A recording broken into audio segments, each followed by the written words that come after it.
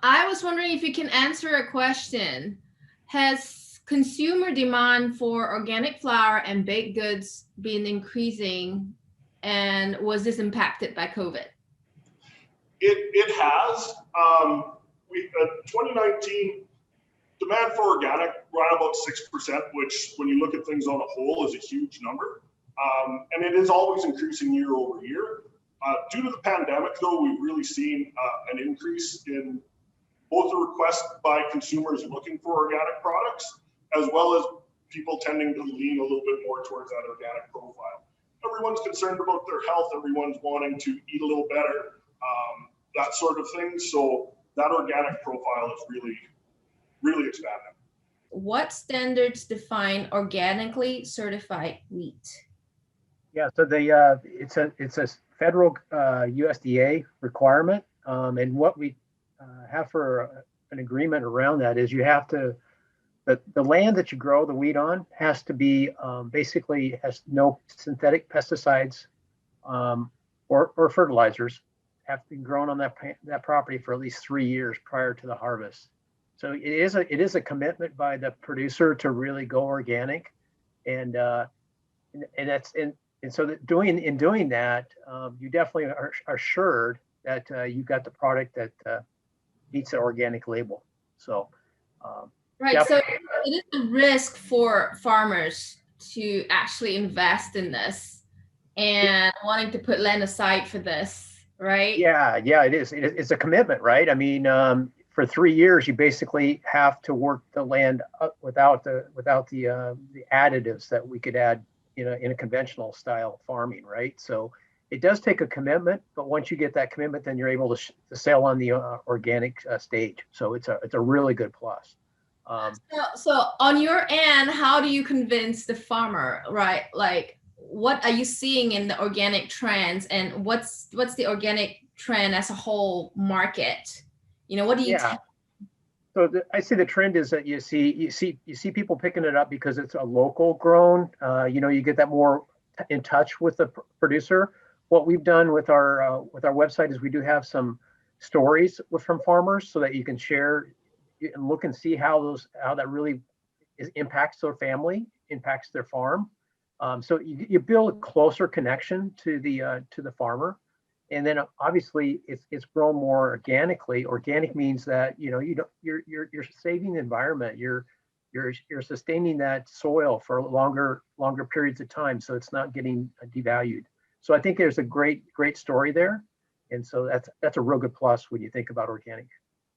So that's how you convince a lot of them to grow organic, huh? Well, there's probably some monetary value as well, because as you know, organic typically commands a higher premium. So I was going to mention as well that organic grain is not just organic from the farm; it also is organic traceability through the processing process as well. So there is a whole government program around how we mill it, how we treat it, how we store it, as well, that goes into that whole organic bag of flour that you end up with on your consumer table, right, or in your grocery store. So there is that organic process from milling side of the program as well. And all of that information, if you're looking for a little more information through our organic process, we've got a wonderful dedicated organic hub on our website that takes you through, like Rob said, the farmer stories, the milling process, how we treat it once we get gets into our hands, to maintain that organic traceability through the program as well. So. Great, thank you. Next question is, does organic wheat typically differ from conventional wheat in any significant ways? Does using organic flour affect the appearance, taste, and texture of finished baked goods? And if so, what way? So I think Chef Kirk kind of alluded to when he was talking through his ciabatta demo. there's definitely no discernible differences between the two flours. So if you had a conventional flour, organic flour, like Chef Kirk was using today, it would still respond the same way in all those attributes. So what I emphasize to our customers is basically to continue doing the same process that you might do with a conventional flour when you go organic, and then adjust as needed. If you, let's say it takes a little less water or it takes a little bit different mix development, then you can make those adjustments after you've kind of just converted over.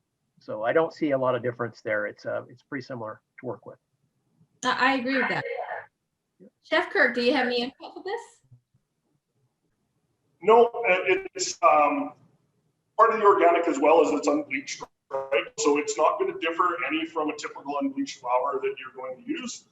Just like Rob said, you just want to make sure you're using, if you're using a baker's flour in your production, you want to make sure that you're using an organic baker's flour so that the flour is essentially the same. But stacked up against conventional flour, no, there's really no performance issues at all that I've noticed. So. Okay, thank you. The next question is, what do organic mills use to fog for pests?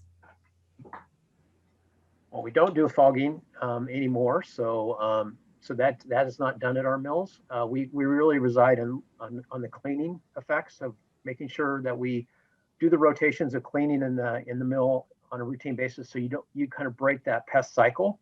Wow. And so that's how we actually keep away from using other types of fogging equipment. Very interesting. That's a lot of work. It's just maintaining your house, right? You got to clean it every so often, right, to keep animals from coming in, and that's kind of what we do in our mills. Thank you.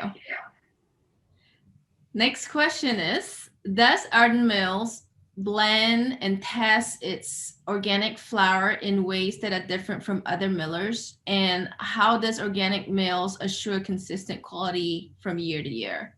This is a great question. That kind of sets us apart from our competitors in the marketplace. What we really, to start off with, it's our technical team, and that technical team comes across in three ways. So in the first way, typically we have collections of different wheats from our growers and our producers. So it's knowing where to select the wheats from, and then how to blend those wheats together to be a consistent type product, right? And so that's very important. The second thing is it's checking out the quality of the product, right? So we have two ways we do that. We have a survey that we conduct during the transition from old crop to new crop, and this happens every year during the harvest. We pull in samples of that wheat from our producers, and then we actually put it through a bake evaluation. And in that bake evaluation, we can understand how its attributes are, as you saw today with Kirk's performance on ciabatta. It's really critical that we have the right wheats that form the flour that's going to work for the application. And so we evaluate those wheats that come in from the harvest, and that gives us a good indicator of what to buy from the producer. And then the last thing that we do is we typically will just make sure that we align our technical service support with our customers that are using organic flour and give them suggestions and recommendations so that they will be successful in their shop. Great, thank you. My next question is, are there enough organic growers to maintain seasonal grist blending? And is new crop change over similar to standard commercial wheat for common weather related items? I would say, go ahead, Kirk. I was going to say that's one of the things I'd mentioned a little earlier. Arden Mills, while we are a large company, we really operate on a local level. So as I said, we source through 21 different states and one Canadian province to source our organic wheat. That footprint really allows us to have a very good range.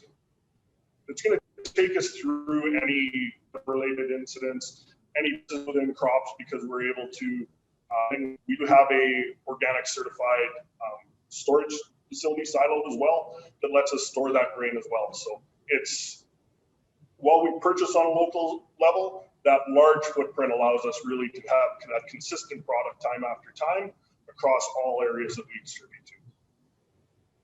Yeah, I'll add to that as well. I think the blending of the wheats is really critical in any kind of process to get consistency. So what we typically do is we try to blend for so you don't got these spikes in different types of attributes that may show up from just maybe one or two different farms. So you blend the farms wheats together, and then you get a much more consistent product. Thank you. That's a huge concern from some bakers, you know. Exactly. I mean, inconsistency is worse than, you know, having not a successful product, right? So. Correct. The next question is, does organic flour perform differently from conventional flour in the production line setting? And if so, what are the tips for handling that? Having that consistent product where we're able to blend the different organic grains that we have to come up with that consistent product all the way through really lets you be confident that you're going to be getting the same flour time after time, and then it's going to perform the same, right? And it does stack up, like I mentioned before. There's really no functional difference that you're going to notice between an organic flour and a conventional flour. As long as you're using that same type, right? You're using a baker's to a baker's, pastry flour to a pastry flour, that sort of thing. So. Thank you, Rob. Yeah, I guess the other thing I would add is just a one for our service group that we have in Arden Mills. I think they are available and willing to answer questions you may have. After you go to the organic hub that's on our website, if there's still questions unanswered and you're working on a particular product or application that you want some more knowledge, we have a tech service group. That's what we do. We answer those questions, help support on any possible things you may want to ask. So. Okay, thanks. Next question up. If sourdough is prepared with organic flour instead of conventional flour, are there any differences in aspect of sensory attributes? As I've mentioned as well, there is a little bit of a different taste. You have to have a very developed palate to be able to pick that up, but there is definitely a little different flavor to the organic flour, just due to the way that it's, you know, it hasn't been treated with chemical pesticides or anything like that. And so you do pick up different notes depending on the flour that's available to you, right? But the organic flour is awesome for things like sourdough or those long fermented products like a ciabatta with a biga. It really allows all those flavors to come out when you do those long ferment type of products. Okay, great. Thank you. Next question. Are there technical formulation and production challenges that are unique to working with organic flour? And do they vary from one brand and type of flour to the other? So I would say there's definitely not any differences between organic or conventional flours if you're in the same protein level. You know, what we typically do is in our website, if you look on the website, it'll show you the different types of flours that we produce in the organic line. And they also have several different flours listed for application. So it's not a one size fits all. So let's say you're making a pizza as an application. You're going to have 3 or 4 different flours you can choose from depending on what kind of texture you desire or how it tastes, right? So I mean, it really just matters what your preferences are. And so we list those offerings in the organic hub. But if you have still more questions around a specific flour for an application, we can definitely provide you the right guidance there. So I have worked with clients before that has said that they have experienced better bacteria flora for their polish, their sponges, right? It seems to be more virulent. Or what could contribute to that? With doing starters like that, the biggest thing is your environment on a whole, right? How your weather is, how anything is. One of the things that I always noticed when I was in Vancouver, I had a bakery that I loved to go to. They moved locations. I followed up to their new locations. Their sourdough tasted completely different because they were in a different area of the city. They were getting a different natural little micro environment that was contributing different bacteria and yeast to that starter that they were growing, right? So I'm more of a believer in the microenvironments affecting that a little bit more. Weather profile comes through, the wind switches direction and brings in from different area. That's kind of what I've noticed a little bit more than based on the actual flour itself. Yeah, I also agree with that, because I feel like when a baker switches flour and buys from a different mill, because if you used to buy flour from an organic mill, they're not going to sell you conventional flour. They're going to have another mill sell you conventional flour. So the switch from that to there, it's not because it's of organic or non-organic. Yes. It's because of different flour, different bio microbes and systems, right? Different loads. Because I really do think that has more effect than going from, you know, an organic system to a non-organic system, because some people feel that organic mills have less harsh chemicals, you know, versus conventional mills have harsher chemicals, right? So I agree with both of you that I really think the microbial load is different just from switching to different mills. And I think I'll add one more thing to that. I think if you're looking at two different mills sourcing, it's probably going to be different draw areas for the wheat, right? So even though, so that really has an impact on what you're going to get overall for your entire analytical profile. So, Chef Kirk, thank you so much for waking up at X a.m. this morning to make the doughs for us. Really appreciate it. My pleasure. Thank you very much for having us. Thank you. Rob, thank you for joining us and being an expert on our panel. Well, thank you. I appreciate the time. So thanks. Thank you. And everyone, thank you for your time in joining us. I know it takes an hour out of your busy schedule to come and attend this webinar. So I really thank you for your time. All right, everyone. Thank you for joining us today for Optimized Organic Baking. We will see you soon. Bye-bye. Everyone, have a great day. Bye. Thanks, guys.